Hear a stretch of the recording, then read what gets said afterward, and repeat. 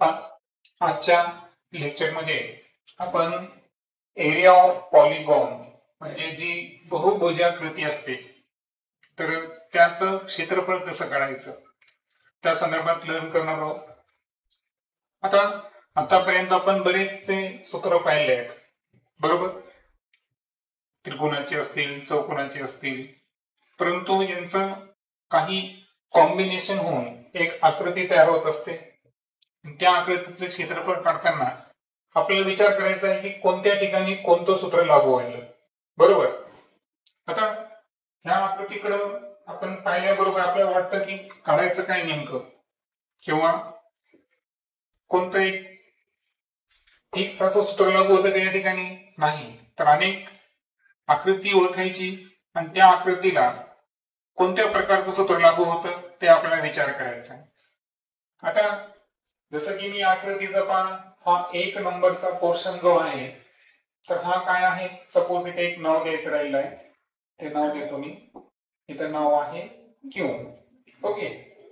त्यानंतर इथे एक नाव द्यायचं राहिलं आहे, ते नाव देऊ टाकतो मी पी, ठीक आहे.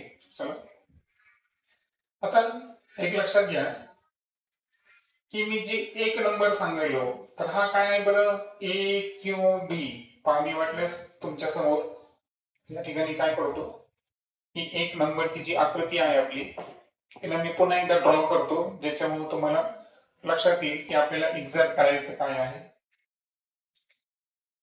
पहा काय घेतलं मी, ए क्यू आणि बी घेतलं एवढा पोर्शन.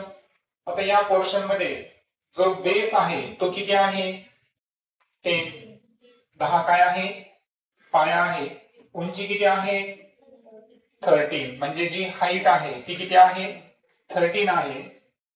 आणि या आकृतीचा आपण क्षेत्रफळ कोणत्या सूत्राच्या सहाय्याने काढू शकतो, half into base into height, बरोबर. त्यानंतर आता आपण सेकंड आकृतीकडे येऊ. सेकंड आकृती जी आहे तर ए क्यू आर ई हा जो आहे तर तुमच्या सहज लक्षात येईल की पहा आता इथं हे राईट अँगल आहे, म्हणजे इथं सुद्धा काय असलं पाहिजे, राईट अँगल. इथं आपण ए ई घेऊ आणि त्यानंतर इथं काय आहे, क्यू आणि आर. तर हा एक समलंब चौकोन आहे, कारण ही बाजू याला समांतर आहे, पण ही बाजू याला समांतर आहे का, नाही. म्हणून तो ट्रॅपेझियम आहे, तो समलंब चौकोन आहे. मग समांतर करणाऱ्या बाजू कोणत्या होत्या, ही बाजू आहे 13 आणि ही बाजू आहे 17, 13 आणि 17. परंतु जेव्हा क्यू आर चं मेजरमेंट घ्यायचं असेल तर क्यू आर चं माप 2 टप्प्यामध्ये आहे, क्यू पी आणि पी आर.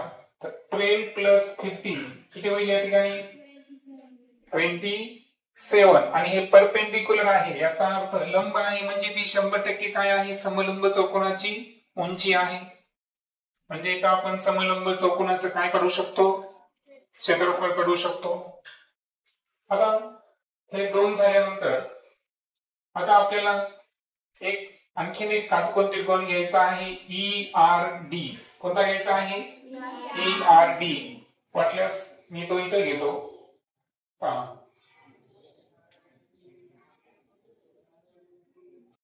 कोणता आहे, E R D. E R D मध्ये उंची पाहिली तर किती आहे, 17. आणि बेस जर पाहिला तर किती आहे, 16. याचं सुद्धा क्षेत्रफळ आपण half into base into height न काढू शकतो.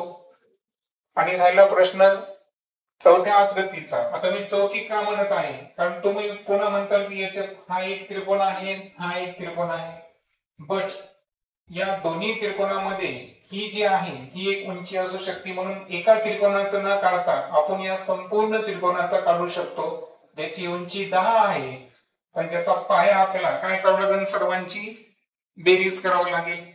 सपोज ही आकृती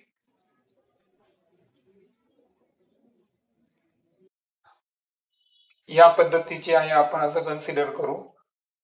आता आपल्याला काय करायचं, नाव पहा, बी पी डी. वरचे नाव कोणते घ्यायचे, फक्त बी पी डी. आणि खालचं नाव काय आहे, सी. सी पी किती आहे, 10. पण आता बीडीचं पूर्ण माप आपल्याला मोजायचं आहे. बी पासून डी पर्यंत. पहा 10 प्लस 12 किती या ठिकाणी 22. 22 मध्ये 15 ऍड करा 37. 37 प्लस 16 53. बरोबर आहे का? सो 6 5 11 11 2 3 बरोबर आहे. किती आलं 53. म्हणजे 53 हा काय झाला बरं आपला बेस. काय झाला बेस. आणि हाईट किती झाली 10. सो इथं सुद्धा काय येईल half into base into height. म्हणजे याचा अर्थ 3 ठिकाणी आपल्याला काटकोन त्रिकोणाचा नियम लागू झाला आणि 1 ठिकाणी समलंब चौकोनाचा. बरोबर. ट्रॅपेझॉइडचा फॉर्म्युला ऍप्लिकेबल झाला. सो आता आपण काय करू प्रत्येकाचा एरिया फाइंड करू. अगोदर हे होतं आपल्याकडे. आता त्रिकोण ए बी क्यू याचा जो एरिया आहे area of triangle A B Q हे फाइंड करताना काय म्हणलो मी तुम्हाला हाफ इंटू बेस. बेस किती आहे 10 इंटू हाईट किती आहे 13.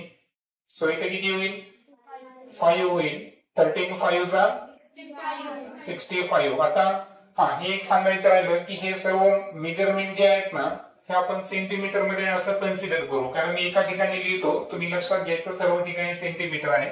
आकृतीमध्ये लिहिणं शक्य नाही. सो एरिया घेताना काय होईल 65 स्क्वेअर सेंटीमीटर इतका एरिया असेल त्याचा. क्लिअर. नंतर आता आपण कशाचं काढणार एरिया ऑफ ट्रॅपेझॉइड कोणता आहे ए ई आर क्यू. आता समलंब चौकोनाचे जेव्हा आपण क्षेत्रफळ घेतो ओके सॉरी इथं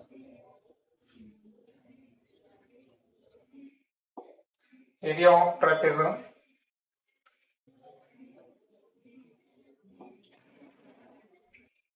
ए ई आर क्यू. तर याचं काय कॅल्क्युलेट करायचं आपल्याला एरिया फाइंड करायचा आहे. सो फॉर्म्युला काय आपल्याकडे सांगा. फॉर्म्युला आहे हाफ 1/2 गुणिले समांतर बाजूंची बेरीज. समांतर बाजू कोणत्या होत्या ए क्यू आणि ई आर. सांगा मग ए क्यू चं मेजरमेंट किती आहे 13. त्यानंतर ई आर चं मेजरमेंट किती आहे 17 इंटू हाईट परपेंडिक्युलर हाईट किती आहे 27. आता एक लक्षात घ्या जेव्हा तुम्ही जनरली सोडवता कशामध्ये तुमचे जेव्हा होमवर्क करता तुम्ही रेग्युलर अभ्यासामध्ये तर तुम्हाला सर्व स्टेप लिहायचे आहेत. फक्त आता एनएमएस मध्ये तुम्हाला काही स्टेप ड्रॉप करायचे म्हणून मी तुम्हाला काही स्टेप लिहित नाही. मुळात तुम्हाला स्टेप बाय स्टेप लिहिताना काय लिहावं लागेल अगोदर फॉर्म्युला लिहावं लागेल त्यानंतर त्यांच्या बाजूंची नावं लिहावं लागेल आणि त्याच्यानंतर किमती टाकावं लागेल. पण मी थोडस डायरेक्ट घेत आहे. ठीक आहे 1/2 इंटू दोघांचे ऍडिशन किती येईल 30 प्लस 27. 2 न जर डिवाइड केला आपण तर किती येतं ओके. सो काय झालं बरं याच्यात मिसिंग काय झालं इथं प्लस नव्हतं पाहिजे ना. इथं काय पाहिजे आपल्याला इंटू पाहिजे. So okay.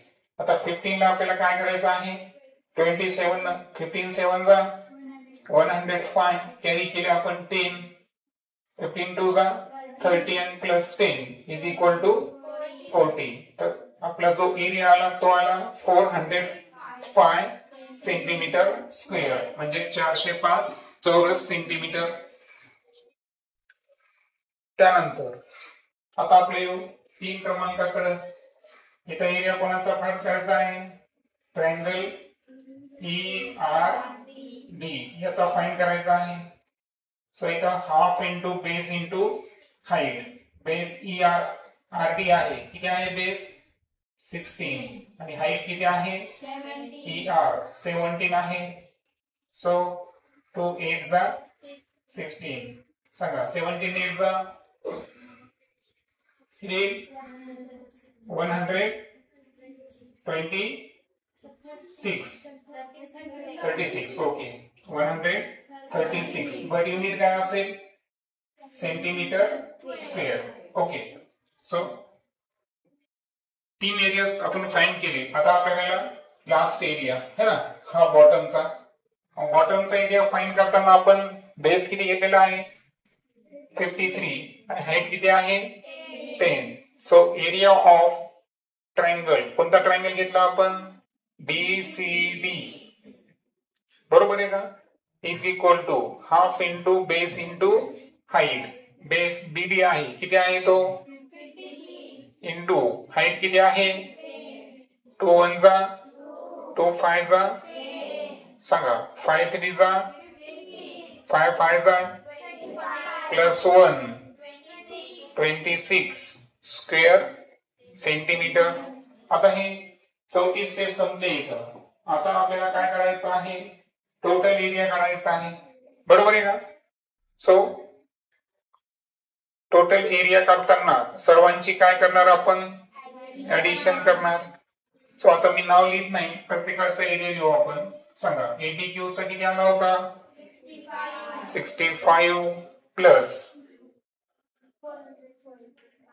ट्रॅपेझमचा किती आला होता 405. त्यानंतर हे जे ERD आहे या ट्रायंगलचा किती आला होता 36 प्लस 265.